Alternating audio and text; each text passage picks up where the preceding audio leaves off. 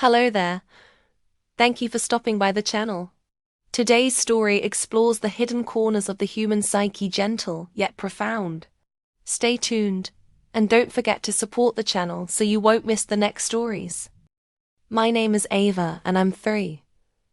If I sound nervous, it's because I am. I don't know why I'm even sharing this, but I guess I just need to get it off my chest. My husband Aidan is 35. We've been married for 6 years and on paper, everything looks perfect. Big house, luxury cars, vacations twice a year. All that Instagram perfect stuff. But behind the scenes, it's different. Honestly, I didn't even realize how different until things got to this point. Here's how it all started. I met Aidan back in college. He was quiet, reserved, and super smart. The type of guy everyone said would go far in life. And they were right. He landed a high-paying job straight out of college and quickly climbed the ladder. Stability, security, comfort. Everything I thought I wanted. We got married, moved into this huge house his parents helped us buy. Though only his name is on the deed, thanks to them. And I quit my job to focus on myself. At first, it felt like a dream. No more rushing to work, no more dealing with bosses or deadlines. I had all the free time in the world. But that's also when I started to feel stuck. It's weird how something that sounds like a dream can turn into a slow, quiet nightmare. Every day felt the same. House chores, yoga classes, pointless book club meetings with women I had nothing in common with. Everyone was so fake, all smiles on the outside, but gossiping the moment you turned your back. Aidan, bless his heart, didn't get it. He thought date nights and surprise flowers would be enough. And for a while, I let myself believe that too. But slowly I realized I wasn't happy. I wasn't unhappy either. I was just numb. The same schedule, same conversations, same everything. You ever feel like you're on autopilot? That was me. Then one day everything changed. I was at the grocery store. I know, cliché, right? I'm usually an Instacart girl, but that day I decided to go in person. Maybe I just wanted to feel normal for once. I'm walking through the aisles when I hear this guy behind me say, "Need a hand with that?" I glance up and there he is, tall, fit, and confident. His name was John.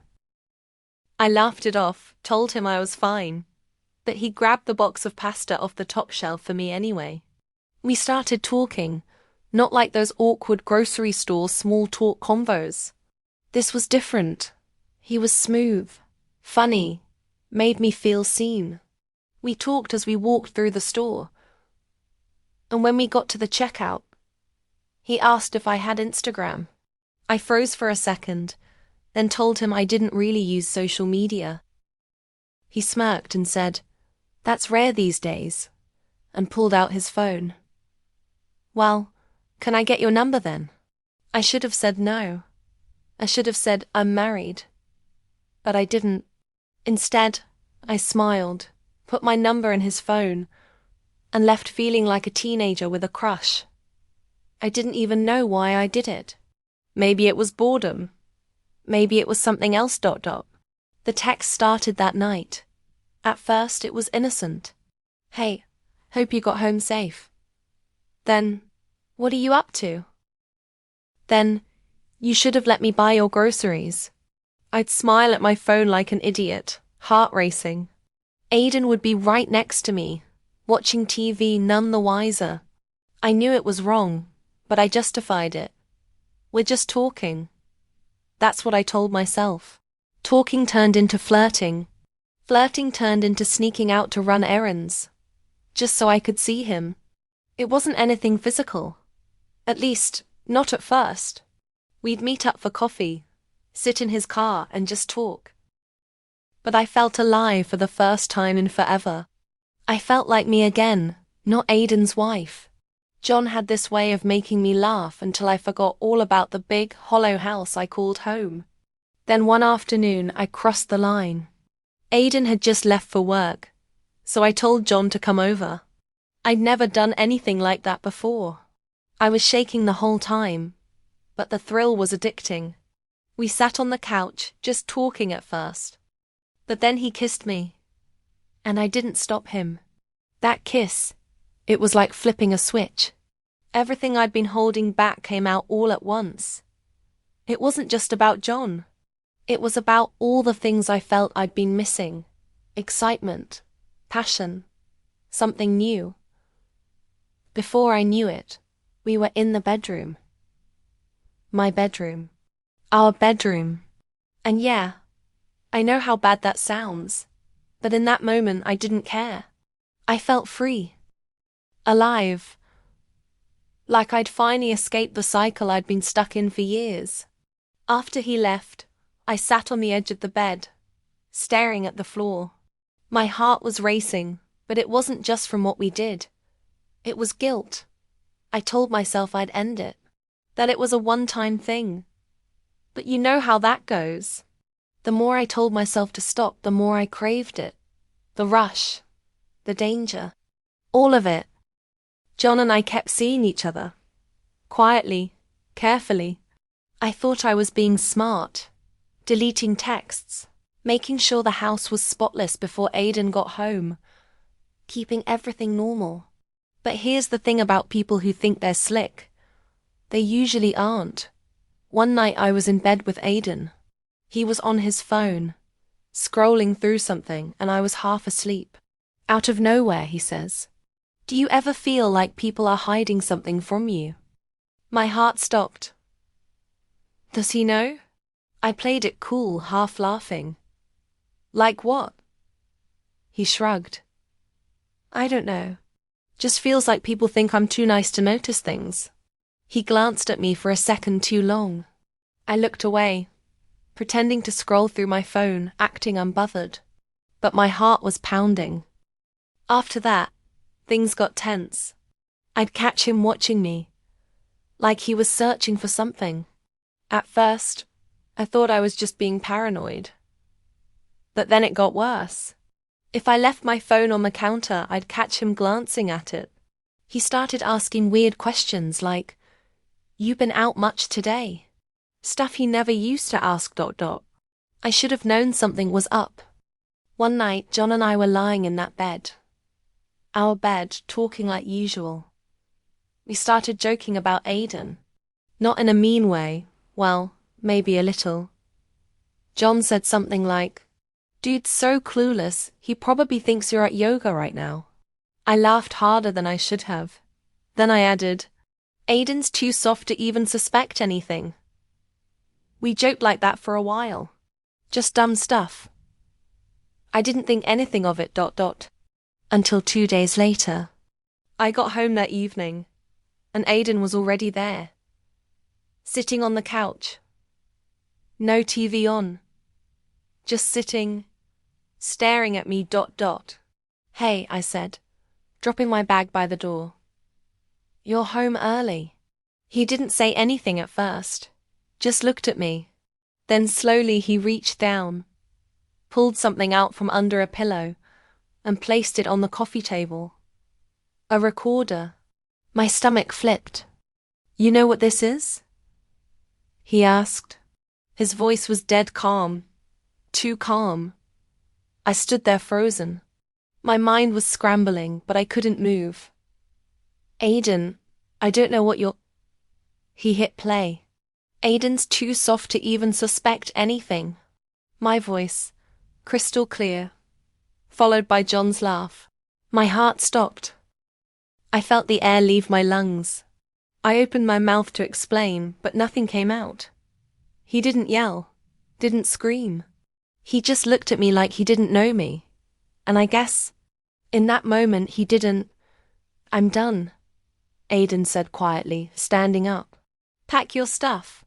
I stood there frozen, shocked, but deep down, I knew I deserved it. He walked past me, grabbed his keys, and left. I sat on the floor for what felt like hours. I don't even know how long. But one thing I knew for sure. everything I thought I had. It was gone. That evening, things felt off. Ethan was quieter than usual. I could tell he was upset, but I didn't want to press him. He never liked to talk about his emotions, and when he was irritated, he preferred to keep it bottled up.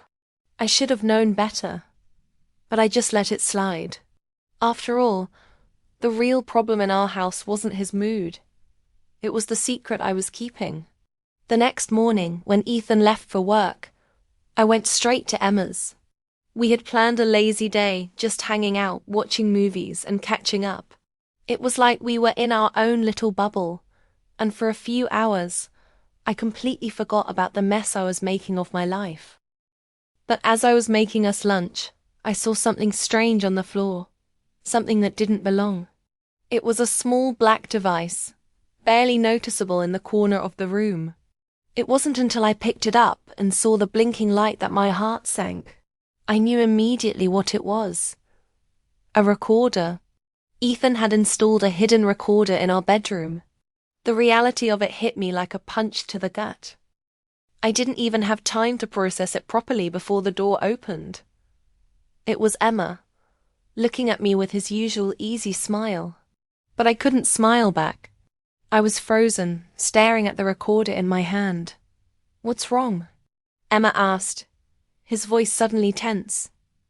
I couldn't speak. My thoughts were racing, but the only thing I could hear in my head was Ethan's voice. Angry, maybe even betrayed. I couldn't imagine how long it had been there, or how much he'd heard. I felt sick to my stomach. Emma looked at the recorder, then back at me. "Do you think he knows?" I shook my head, but I couldn't be sure. How could I? How could I ever really know if Ethan had suspected something, or worse, if he knew everything all along? "I have to go," I muttered, my heart pounding in my chest. "I need to figure out what to do." I didn't wait for Emma to say anything else. I grabbed my things and rushed out of his place, my mind in a haze of panic. I barely even noticed the drive home. When I walked in, Ethan was already there, sitting at the kitchen table, looking like he was waiting for something. Waiting for me. I tried to act normal, but everything felt different. The tension in the air was suffocating, and I couldn't even bring myself to look him in the eye. "Ava," Ethan's voice cut through the silence. "We need to talk." "Walk." I swallowed hard, feeling like the floor had dropped out from under me. I knew this was it, the moment everything would unravel. He looked at me, and for the first time, there was no warmth in his eyes, just cold, hard realization. I heard everything. The words hit me like a slap in the face. My entire body went numb. What do you mean?" I asked, my voice barely above a whisper. He didn't answer right away. Instead, he reached into his bag and pulled out the recorder. He didn't need to say anything more. The evidence was right there. I felt exposed, caught in my own lie. And for the first time, I realized how badly I had screwed up. Not just with him, but with myself. I wanted to explain. I wanted to tell him everything. The emptiness, the boredom, the excitement I had felt with Emma. But I couldn't. There was no justification for what I had done. No excuse. "You know," Ethan said, his voice low but steady. "I thought I could trust you. I thought we had something real. But you've been lying to me for months, and you don't even have the decency to own up to it." The anger in his voice was palpable, but there was something else, too. Pain. Hurt. I wanted to say something. Apologize. But what could I possibly say that would make any of this better? I stood there frozen as Ethan got up and walked out of the room, leaving me alone with the mess I had made. I had no idea what would happen next. How could I? This was all a mess of my own making. But one thing was clear. The secrets were out, and there was no going back from this. I don't know how this will end. Maybe we'll work it out. Maybe we won't. But in that moment, I understood the price of my choices, and I knew that nothing would ever be the same again. I sat there in the deafening silence, the weight of my actions crashing down on me. The recorder sat on the table, like a silent reminder of everything I had lost. I had broken his trust, shattered what we had built, and I couldn't even bring myself to face him when he came back. I heard the door slam, and a moment later, the sound of Ethan's footsteps retreating from the house. He hadn't said anything else. No more words, just the finality of his departure. It was like the air in the room had shifted, leaving me with a cold emptiness I couldn't fill. I stared at the recorder for what felt like hours, but I couldn't bring myself to pick it up again. My mind was a blur of guilt and regret, and all I could think about was how I had let everything get out of control. After a while, I found myself at the door, unable to sit still any longer. I needed to talk to him.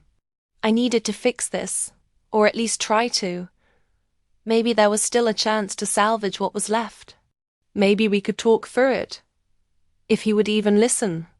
I grabbed my coat and hurried out of the house, barely registering the cold night air hitting my face as I stepped into the car. I wasn't sure where I was going, but my feet were leading me toward one place, the bar. It was the one place Ethan and I had often gone to when we wanted to escape from the world. A quiet place where we could just relax and forget about everything for a while. It seemed like the only place I could go, where he might be, where we might have a shot at talking, even if it was just one last time. When I arrived, I walked in slowly, scanning the dimly lit room. There he was, sitting at the far end of the bar, nursing a drink. His face was unreadable, but his posture told me everything I needed to know. He was trying to hold himself together, but I could tell it was hard. I hesitated at the door, unsure of what to say. But I couldn't just leave things like this. I couldn't let him walk away without a fight. So I took a deep breath and walked over to him. He looked up when I approached, his expression cold and distant. For a moment, I thought he might just ignore me or tell me to leave. But instead, he just stared at me, his eyes narrowing as if weighing whether it was even worth the trouble. "I don't know what to say, Ava," he finally spoke, his voice rough. "You've already said enough." I swallowed hard, feeling the sting of his words. But I couldn't let them stop me. "Ethan, I know I've messed up. I know I've betrayed your trust, and I can't take it back. But I need you to understand something. It wasn't just about Emma. It wasn't just about getting attention or feeling something."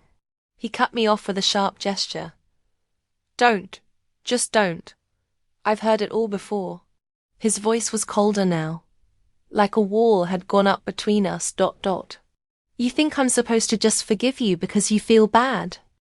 Because you regret what you did?" I shook my head, fighting back tears. "No, I don't expect that. I just want you to know that I didn't mean to hurt you. I've been lost, Ethan. And I messed up. I get it if you can't forgive me. But But I need to try. Please let me try to fix this." There was a long silence between us. I couldn't read him anymore. The Ethan I once knew, the man who used to smile at me across the table, who used to hold my hand, was gone. What I was looking at now was a stranger, a man who had been betrayed by the one person he thought he could trust. Finally, he spoke, his voice barely above a whisper. "I don't know if I can look at you the same way again, Ava." Those words hit harder than anything else he'd said. They were the final nail in the coffin. But somehow, I couldn't walk away yet. "I understand," I replied, my voice thick with emotion. "I don't expect you to. Not right now. But I'm here, Ethan. Whenever you're ready. I'm not going anywhere." For a moment, I thought he might say something more. But instead, he just looked away. His fingers tightened around his drink, and he took a slow sip. I stood there, feeling the space between us widening. But I couldn't leave without giving him a chance, without giving myself a chance. Even if it was just a slim one. "I'll leave you alone now," I said, my heart heavy. "But I mean it, Ethan. If you ever want to talk, I'm here." I turned and walked away, each step heavier than the last. My thoughts were scattered, my heart broken, but I knew, deep down, that nothing would ever be the same again. When I got back to the car, I stared at the windshield, trying to fight back the tears. Everything I had done, everything I had thrown away was staring me in the face. And I didn't know what was left to fix. All I could do now was wait. Wait for him to come to me, if he ever would. And wonder if there was any hope of rebuilding what I had destroyed. But as I sat in that car, feeling the sting of regret wash over me, I couldn't shake the thought that maybe it was already too late. I sat there, hands gripping the steering wheel, the cold air seeping in through the cracks of the windows, just as the weight of what I had done pressed down on me like a lead blanket. The engine was still running, but all I could hear was the deafening silence that had settled around me. Every thought I had was clouded by one painful realization. I had lost him. I had lost Ethan. I stared at the streetlights blurring past, each one a reminder of the countless nights we had driven together, laughing, talking about everything and nothing. I couldn't even remember the last time I had felt like that, like I belonged, like I was enough. The tears came suddenly. I didn't try to stop them. There was no point in pretending anymore. I had tried to fix it, tried to explain myself, but nothing had worked. The man I loved was slipping away, and all I could do was watch as he walked out of my life. But what stung the most was the look on his face when he turned away from me in that bar. It was something I had never seen before. A mix of hurt, disappointment, and utter resignation. I had done that. I had made him believe he wasn't enough for me, that our love wasn't real. And now there was nothing left but the remnants of what could have been. I knew he wasn't coming back. The thought struck me like a slap. I hadn't just lost him now. I had lost him the moment I let Emma into my life, into our space. It didn't matter how much I tried to convince myself that it was a mistake. It didn't matter how much I cried. He was done, and I was left here, holding the pieces of a life that I had destroyed. I wiped my eyes, trying to calm myself down, but the reality was too raw. I turned the car around, not knowing where I was going, just driving for the sake of moving. I didn't want to go home. I couldn't face it. I couldn't face the empty house, the bed that had once felt like our sanctuary. The thought of crawling back into that cold, lonely place felt unbearable. But then, as if on cue, my phone buzzed. It was a text from Ethan. My heart stopped for a moment before I opened it. "I need some time, Ava. I don't know if I'll ever come back, but I'm done." That was it. No more explanation, no more hope. I pulled over to the side of the road, staring at the screen. The words blurred as the tears came again. Harder this time. I had done everything I could to fix it. I had apologized, explained, begged. But in the end, none of it mattered. I had crossed a line I couldn't uncross. I sat there numb, my phone still clutched in my hand, trying to process the finality of it all. The silence felt louder than ever, pressing in on me. I had lost him. Not because of one mistake, but because I had let a pattern of bad choices ruin something beautiful. And now, there was no fixing it. With a shaky breath, I typed a reply. "I understand. I'm sorry. I love you." But I knew it didn't matter. The words felt empty now, like they'd never reach him. I deleted the message without sending it. For the first time in what felt like forever, I felt truly alone, and I realized, as I sat there in the darkness, that it was too late for apologies, too late for second chances. The love I had taken for granted was gone, and all I could do now was live with the consequences of my actions. I drove back home, the cold emptiness of the house waiting for me, knowing that everything had changed. I had crossed the line, and now there was no going back. The world outside was still turning, still moving forward. But in that moment, it felt like time had stopped. Like I was stuck in a loop of regret, waiting for something, anything, that could make it all right again.